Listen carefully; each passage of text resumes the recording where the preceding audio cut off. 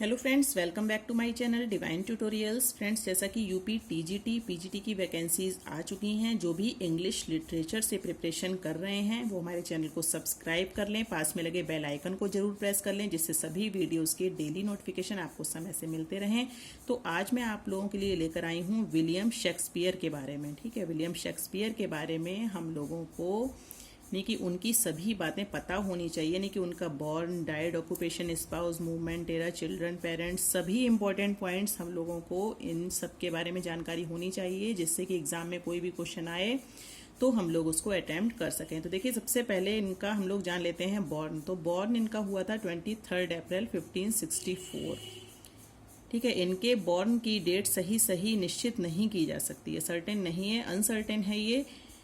और इनकी डेट जो थी बैप्टाइज्ड डेट थी, यानी कि बैप्टाइज्ड का मतलब होता है नामकरण संस्कार, यानी कि नामकरण जो इनका हुआ था वो हुआ था 26 अप्रैल को। तो उससे 3 दिन पहले यानी कि 23 अप्रैल को हम लोग इनकी डेट ऑफ बर्थ मानते हैं, यानी कि 1564 में कहाँ हुआ था? Stratford upon Avon, Warwickshire, England में। ठीक है, और इनकी मृत्यु जो हुई थी वो भी हुई थी 23 अप्रैल को। ठीक है, 1616, यानी कि date of birth and date of death इनकी दोनों ही सेम है, 23 अप्रैल और 23 अप्रैल। 1564 याद रखिएगा और 1616। इसके बाद इनका ऑक्यूपेशन देख लेते हैं। ऑक्यूपेशन इनका है play right, poet, actor. Spouse, spouse मतलब होता है वाइफ। ठीक है, वाइफ इनकी थी एनी हैथवे। इसके बाद आता है मूवमेंट। मूवमेंट में है इंग्लिश रिनासा। फिर है एरा। एरा में Elizabethan era, Jacobean era. Children थे इनके सुसाना, हैमनेट और ज्यूडिथ।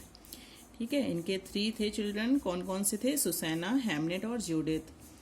तो इसमें हैमनेट जो था वो सन था और ये दोनों इनकी थी डॉटर्स। ठीक है, इसके बाद इनके हम लोग देख लेते हैं पेरेंट्स। पेरेंट्स थे इनके जॉन शेक्सपियर और मैरी आर्डन। ठीक है, जॉन शेक्सपियर कौन थे? फादर थे, और मैरी आर्डन थी इनकी मदर। इसके बाद देखिए some important points. He is often called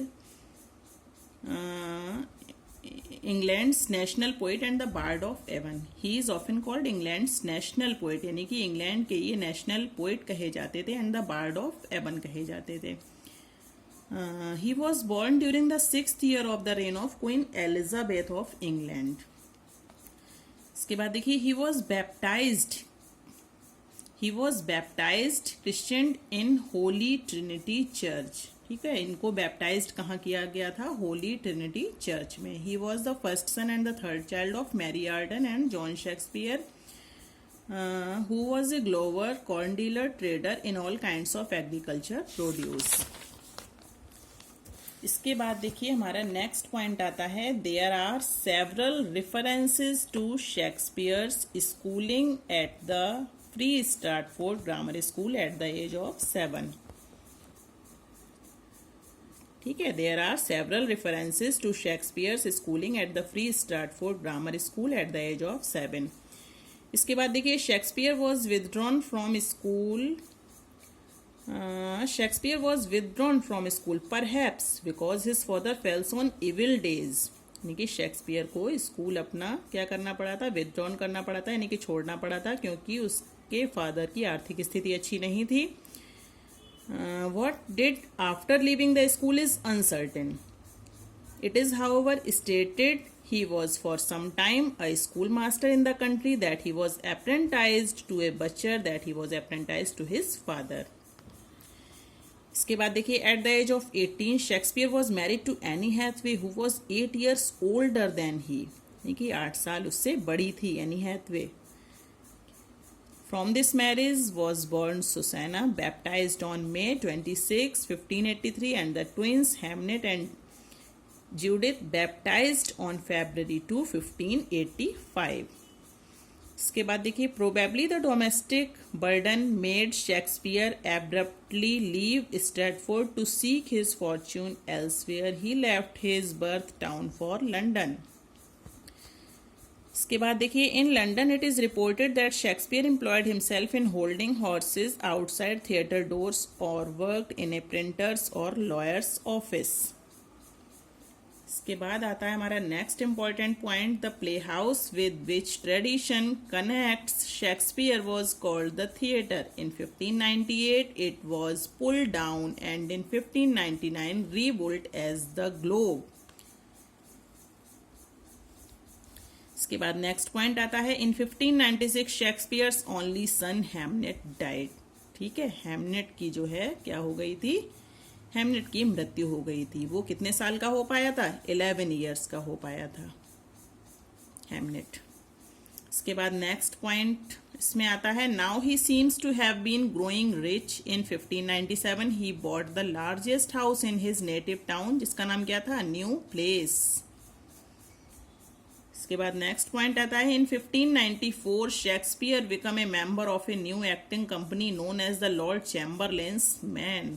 after scaling the heights of success and prosperity in London, Shakespeare made up his mind to return back to Stratford.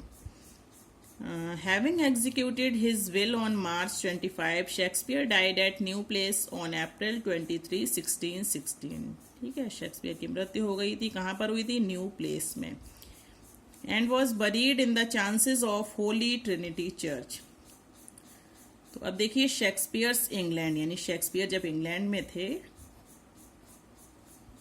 तब, तो इसमें पॉइंट दिया गया है, in the England of Shakespeare's time there coexisted two potent forces, the Renaissance and the reformation.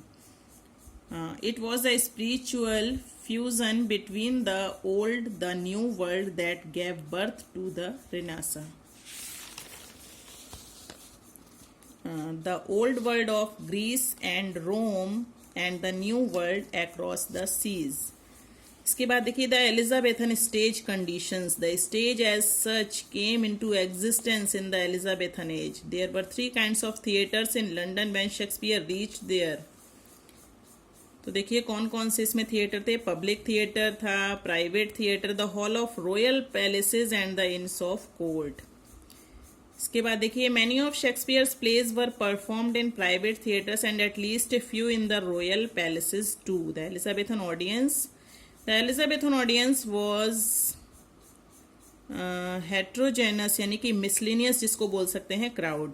It comprised two distinct classes of people whom we may characterize as the vulgar and the refined. अब देखिए, some lines and quotations related to Shakespeare, जो कि बहुत ही important है, exam में बहुत ज्यादा पूछी जाती हैं. Shakespeare is considered as the greatest genius. Shakespeare is considered as the greatest genius that perhaps human nature has yet produced.